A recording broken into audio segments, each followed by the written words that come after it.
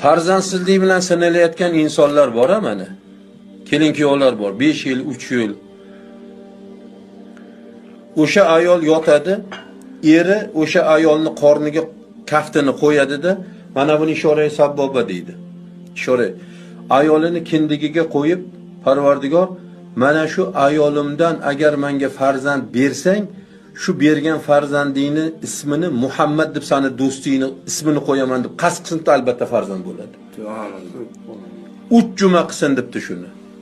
3 juma. Shuni bittasiga aytdik, 16,5 yilda 3 ta farzand tug'di, bitta tuqqanda. 2 ta qiz, bir o'g'il. Amalli bo'lish kerak o'yinchi. Ko'rasizmi? 3 ta, 2 ta qiz, bir o'g'il. Bitta tuqqanda 3 ta tug'di. Farzand tushib qolaveradigan kelinlar bor. Ugroza deydi, palon deydi, u deydi, bu deydi. Shuni qilsin debdi. Agar shu ayolimning homilasidagi bolani salomat dunyoga keltirib bersang, Muhammad deb do'sting ismini qo'ysa, albatta sog'lom tug'iladi. Qiz ketidan qiz tug'adigan kelinlar bor, ayollar. O'g'ilni xohlaydi. Shuni qilsin.